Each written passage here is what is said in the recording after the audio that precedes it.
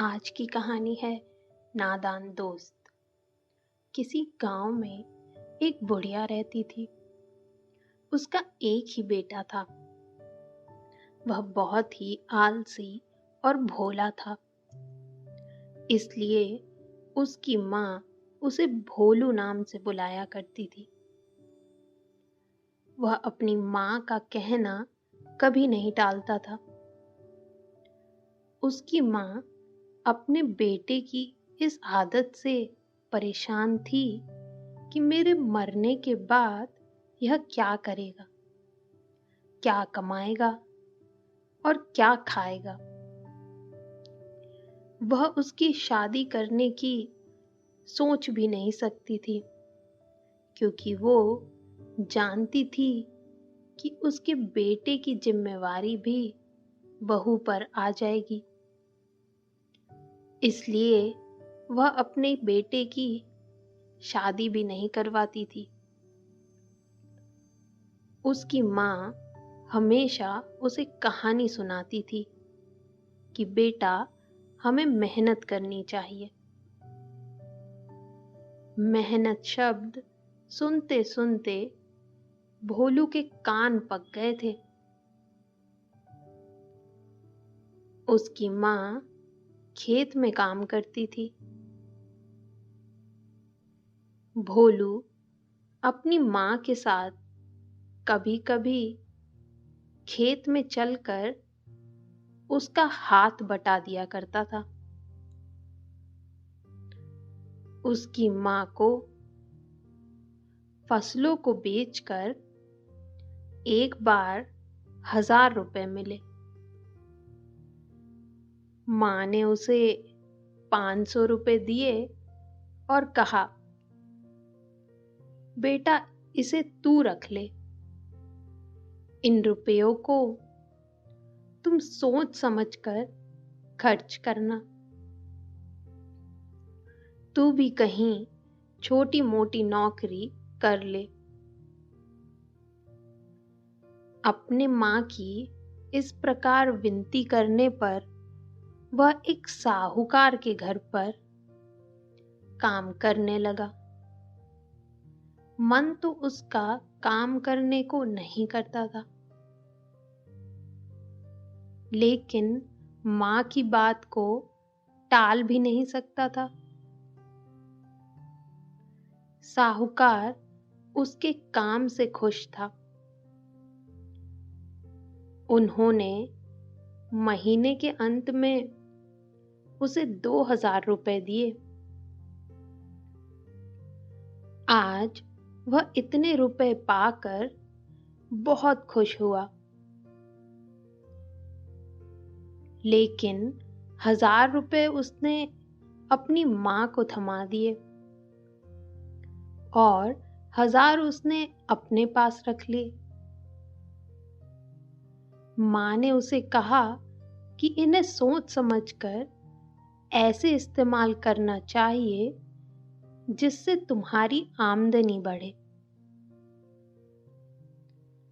वह अपनी कमाई को हाथ में लेकर चलते हुए सोच रहा था कि इन रुपयों का क्या करूं।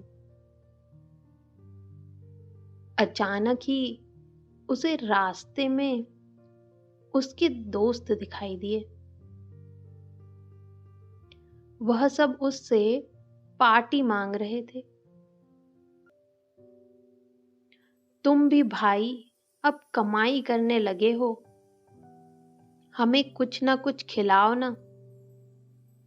उसने अपनी सारी बात अपने दोस्तों को बता दी कि मेरी माँ कहती है कि हम रुपयों का सदुपयोग करना चाहिए, वरना हमें बाद में पछताना पड़ता है। उसके दोस्त ने उसे सलाह दी कि हमें पार्टी देने के बाद जो तुम्हारे पास रुपए बचेंगे उसकी बचत कर लेना। उसने अच्छी खासी पार्टी अपने दोस्तों को दे डाली। उसके पास कुछ ही रुपए बचे थे। उसके दोस्त बोले, हमारे पड़ोस में एक चाची माँ रहती हैं, उनकी लॉटरी निकल गई थी। हो सकता है ईश्वर तुम पर भी मेहरबान हो जाए। उसके दोस्तों ने झूठ मूठ में मनगढ़ंत कहानी सुना दी। क्या पता तुम्हारी भी लॉटरी निकल जाए। अपने दोस्तों की बातों में आकर भोलू ने लॉटरी का टिकट खरीदने का निश्चय कर लिया। एक दिन वह अपने दोस्तों के संग लॉटरी कार्यालय गया। उसने लॉटरी का टिकट खरीद लिया।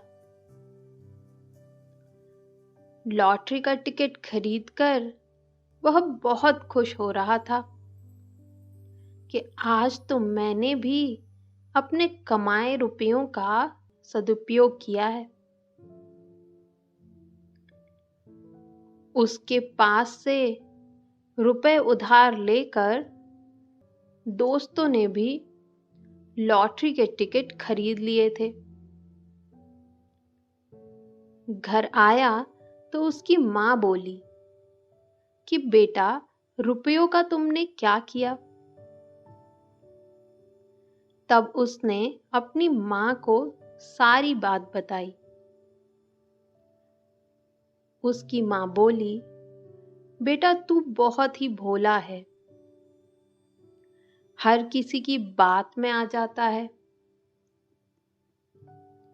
तेरे दोस्त तुझे बेवकूफ बनाना चाहते हैं। बेटा, तुझे ना जाने कब अक्ल आएगी। बाकी रहे सहे रुपए तूने दोस्तों में उड़ा दिए। अभी तो मैं जिंदा हूं, बाद में तुम्हारा क्या होगा? मुझे तो तेरे भविष्य की रात दिन चिंता सताती रहती है कि तू आगे चलकर कहीं मार ना खाए। बेटा संभल जा, अभी भी वक्त है। वह मां को बोला, मैं क्या करूं मेरी प्यारी मां, आगे से तुझसे पूछ कर ही रुपयों का इस्तेमाल किया करूंगा। उसने वह लॉटरी का टिकट अपनी मां के पास थमा दिया। बोला, मां इसे संभाल कर रख दो। मां बोली, तू इसका क्या करेगा? तू तो निरा बुद्धू का बुद्धू ही रहा। उसकी मां ने वह टिकट ले जाकर अपने पूजा स्थल पर रख दिया। वह मन ही मन बोली, हे ईश्वर, मेरे नादान बेटे को अक्ल देना और उसका ध्यान रखना। यह कहकर चली गई। काफी दिन व्यतीत हो चुके थे। उसके दोस्त आपस में हंसते, हमने उसे बेवकूफ बना दिया कि हमारे पड़ोस की चाची माँ की लॉटरी निकली है। वह तो हमें उसे चूना लगाना था। एक दिन भोलू के दोस्तों ने जब अखबार में अपने दोस्त की फोटो देखी तो हैरान रह गए। उनके दोस्त भोलू की लॉटरी निकल गई थी। भोलू तो इस बात से बिल्कुल बेखबर था कि उसकी भी लॉटरी निकल सकती है। उसने 6 करोड़ तो क्या, 6,000 रुपए भी बड़ी मुश्किल से देखे थे। उसके दोस्तों ने उसके घर आकर भोलू को यह समाचार सुनाया और कहा, भोलू उठो, देखो तुम्हारी लॉटरी निकल गई है। तुम्हारी अखबार में फोटो भी छप गई है। वह कहने लगा, अभी मैं सो रहा हूं, तुम फिर आज मुझसे पार्टी लेने के बहाने मेरा बेवकूफ बना रहे हो। जब मेरे पास बहुत रुपए पैसे हो जाएंगे तब तुमको पार्टी अवश्य दूंगा। अभी कृपया करके मुझे सोने दो। उसके दोस्त उसे उठाने की कोशिश करते हैं, मगर हार कर घर वापस जाने लगते हैं। प्रेस रिपोर्टर्स उसके घर पर उसको बधाई देने आते हैं और उसका फोटो लेना चाहते हैं। अपने घर में दोस्तों का जमघट देखकर वह परेशान हो जाता है।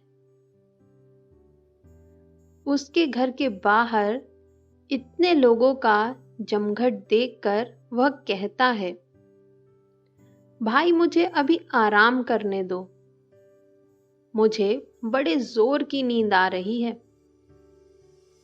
बाद में आना। अभी मेरी मां भी घर पर नहीं है। नींद तो मुझे बहुत ही प्यारी है। मैं अभी तुम्हें इंटरव्यू नहीं दे सकता। जब मैं सोकर उठ जाऊं तब तुम आ जाना। प्रेस रिपोर्टर्स घर से बाहर चले गए। यह कैसा इंसान है जो करोड़ रुपए पैसे पाकर भी मजे की नींद सो रहा है? उसके दोस्त सोचे, यह तो निरा बुद्धू का बुद्धू है। किसी अच्छे और प्रसिद्ध व्यापारी से मिलकर सांठ-गांठ करते हैं। उसको भी अपने इरादों में अपने साथ मिलाकर उसके 6 करोड़ की प्रॉपर्टी को उससे छीन लेंगे। उसकी मां को जब पता लगा कि उसके बेटे की 6 करोड़ की लॉटरी निकली है, तो वह घर आकर अपने बेटे को कहने लगी, बेटा 1 करोड़ रुपए तो तू मुझे दे दे, वरना तेरा क्या पता, तू तो इनको यूं ही व्यर्थ गवा देगा। उसने 1 करोड़ रुपए अपनी मां के अकाउंट में जमा करवा दिए। उसकी मां ने कहा, बेटा तुम मेहनत करके इन रुपयों से गरीबों की मदद कर सकते हो। जो कुछ करना चाहो वो तुम कर सकते हो। इनका उपयोग सोच समझ कर करना। उसके दोस्त अपनी योजना में सफल हो जाते हैं। एक नामी सेठ करोड़ीमल के पास जाकर उसे भी रुपयों का लालच देकर अपने साथ मिला लेते हैं। करोड़ीमल उनके दोस्तों को एक टापू के बारे में बताता है कि उस टापू पर जमीन बिकने के लिए खाली है। वह टापू का पता उसके दोस्तों को दे देता है। जब भोलू का लॉटरी का टिकट इनाम में लग जाता है, उसके दोस्त उससे कहते हैं कि हमारी नजरों में समुद्र तट के पास एक जमीन का टुकड़ा खाली पड़ा है। अगर तुम उस टापू को खरीद लेते हो तो हम भी तुम्हारा साथ देंगे। हम भी तुम्हारे साथ तुम्हारी सहायता करेंगे। तुम तो और अधिक अमीर बन जाओगे। करोड़ीमल बहुत ही लालची था। वह तो उन दोस्तों से भी ज्यादा कंजूस था। वह अपने मन में खुश होता है कि वह बंजर टापू का पता बताकर उसने भोलू के दोस्तों को भी बेवकूफ बना दिया। यह जमीन का टुकड़ा तो उसके एक दोस्त का टापू है। वह तो बिल्कुल बंजर है, लेकिन उसके दोस्त भी उसे बुद्धू बना रहे थे। जब वह टापू खरीद लेगा तब वह वहां कुछ नहीं कर पाएगा। वह तो बिल्कुल बंजर है। उसमें कोई फसल भी नहीं उग सकती। चापलूसी करके उसके दोस्त भोलू को उस टापू को खरीदने पर विवश कर देते हैं। वह उससे कहते हैं कि उस टापू को खरीदने से उसके सोए हुए नसीब जग जाएंगे। तू उसको जल्द ही खरीद डाल।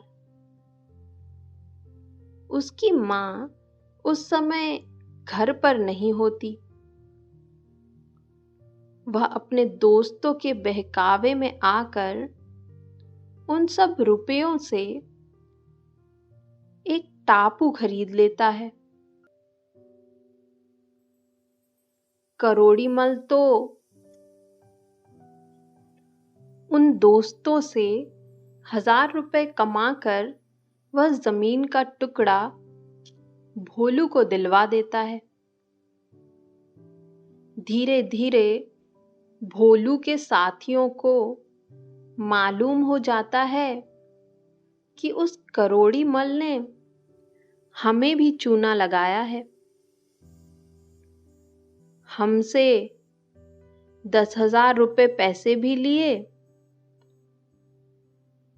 और हमें भी यह बुद्धू बना गया।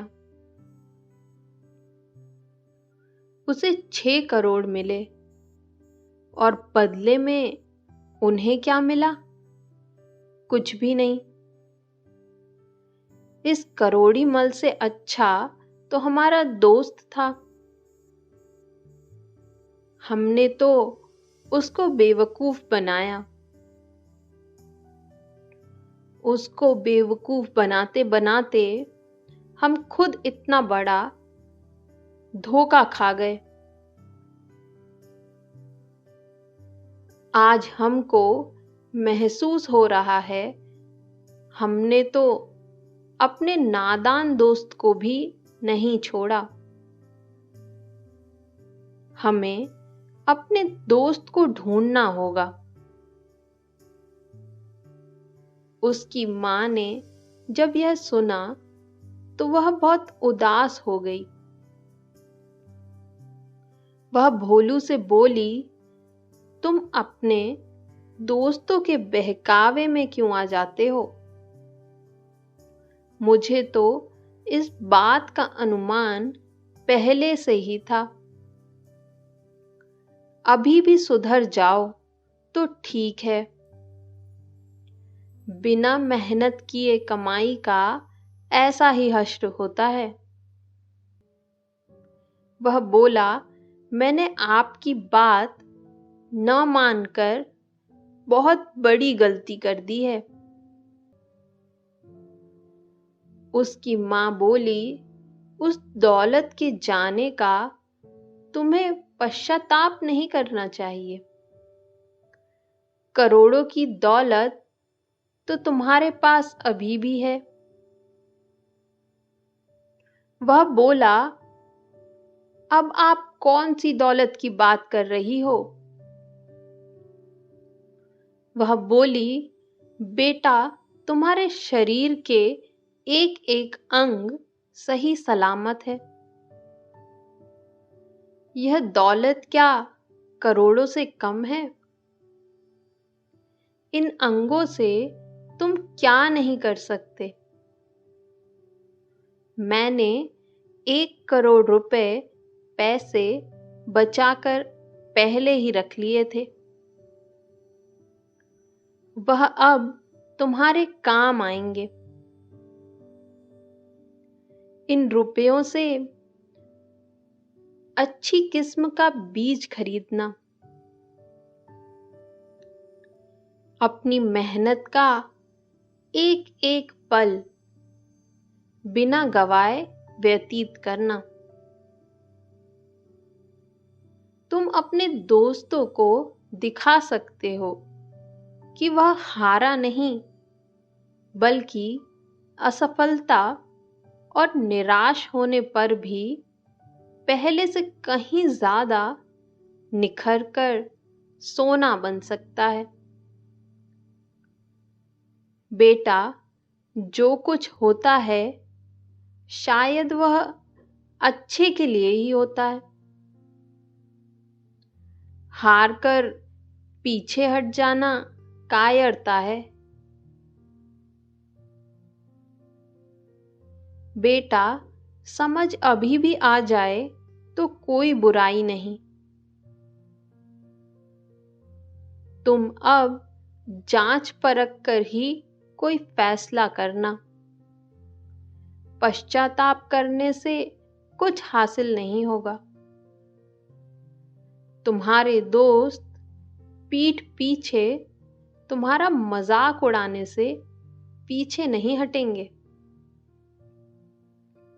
तुम निडर होकर उसी तरह मस्त होकर जीना जैसे पहले जीते थे। भोलू राम को अपनी मां की एक एक शब्द समझ में आ गई। वह अपने मन ही मन में सोचने लगा, ठीक है, अभी मुझे समझ आ गई। मेरी मां ठीक ही कहती है कि मेहनत करने वालों की कभी हार नहीं होती। आज से ही मेहनत को अपना लक्ष्य बना लूंगा। वह टापू बंजर है तो क्या, एक दिन उस बंजर जमीन में भी फसलें उगाकर दिखा दूंगा।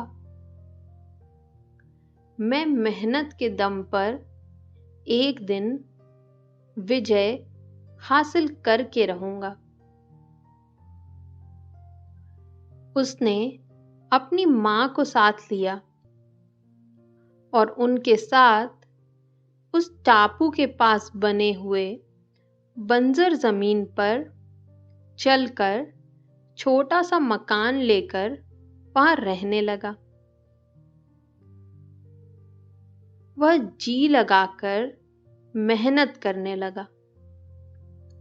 आते जाते लोग उसकी खिल्ली उड़ाते।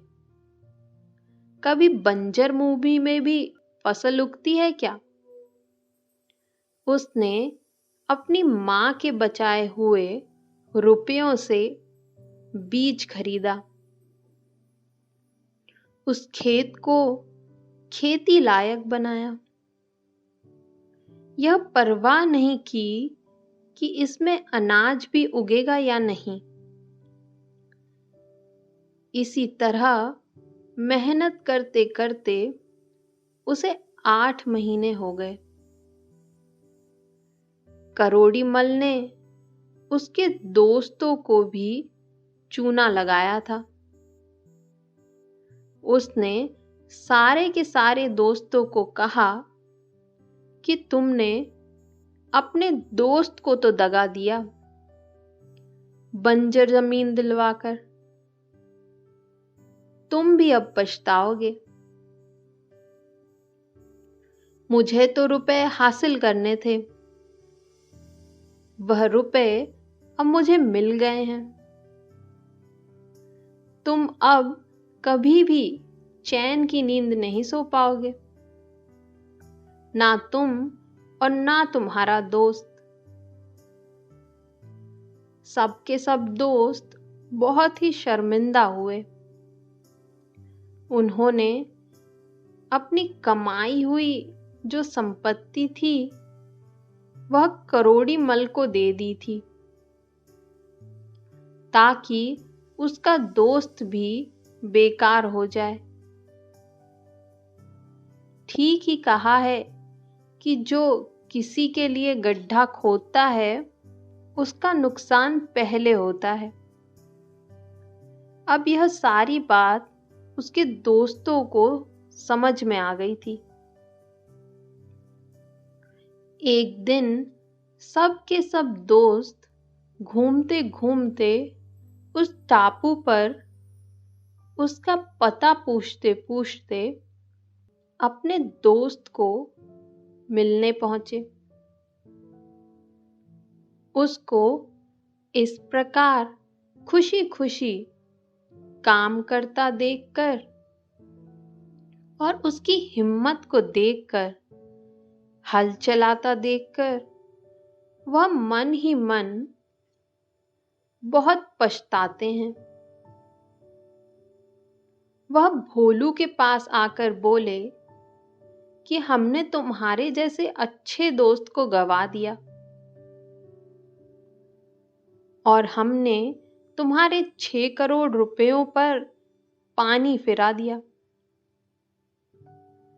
लालच के फेर में पड़कर हमने तुम्हारा नुकसान करवा दिया। आज से हम भी तुम्हारे साथ मिलकर काम करेंगे। जब तक इस बंजर जमीन में मेहनत और लगन से हम इस बंजर जमीन को खेती लायक बना देंगे, तब तक हम आराम करने के बारे में सोचेंगे भी नहीं। हमारी मेहनत निष्फल नहीं जाएगी।